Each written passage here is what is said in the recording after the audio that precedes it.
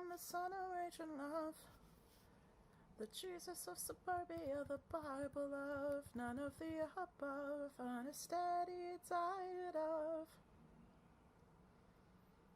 soda pop and Ritalin. I don't want this to turn into an ADHD blog, but it just might. All I know is that I have tried to write this post several times for about 2 weeks and have even opened the webpage a few times to no avail. The incredible thing about my usage of this platform is that it has my creative juices flowing. The downside to all that flow is my inability to distinguish what deserves my attention and what doesn't, or rather my hyperfixated inclination to do all the things at once right now at the same time. The end result is that I freeze, overwhelmed by the possibilities, create no tangible plan, and end up doing nothing. Global circumstances have exacerbated my already prominent disenchantment with wage labor, capitalism, and grind culture. At the same time, I am a creative looking for an outlet and live in the United States, where our pandemic response has been, learn to live with it. So I need to work to make some money. I'm fortunate to be employed as I am right now, and grateful for this reintroduction to self that allows me to get in touch with hobby for hobby's sake, but old habits die hard. I had a colleague today tell me to be easier with myself and not so hard on myself in relation to my personal assessments of my work. She was right, and she meant well, but in an ableist world, building my own sandcastles at the mouth of waves and with so many people ready to kick them down becomes its own chore. Perfectionism permeates every aspect of our working life, with immovable deadlines and arbitrary expectations and seemingly endless demands. This informs how and what we expect from each other as well on an interpersonal basis.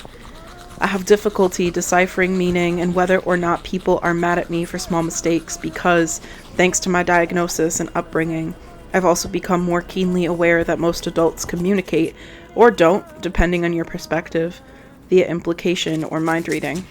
I've also been reprimanded for minor errors in the past. I tire quickly, and people think I'm lying when I say that if 1 or 2 tasks get done well, several, if not all, go undone or done poorly. ADHD means motivation for mundane tasks is virtually non-existent, and mustering that motivation takes all my energy. I am prone to meltdowns if I am hungry or tired or not properly rested, akin to a toddler. I often forget to eat until I'm lightheaded.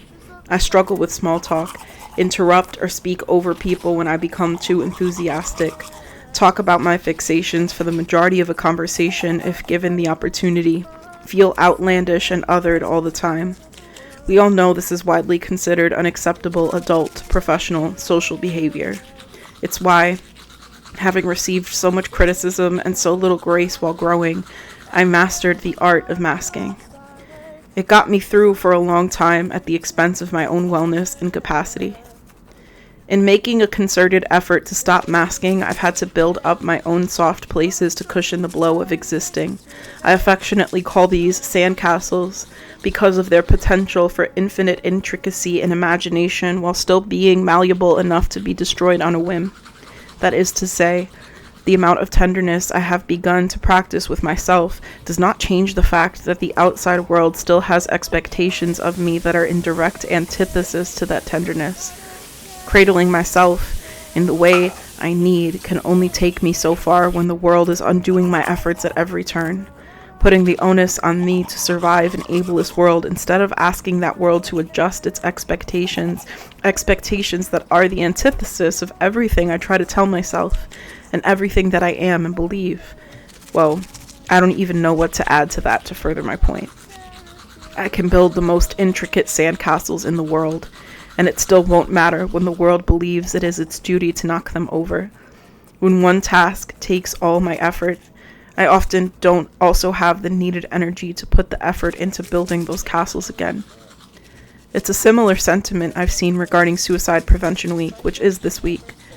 What if we transformed platitudes to action, and instead of asking folks to be gentler with themselves, we made a world that was livable, turned sand to concrete, made reasons to say?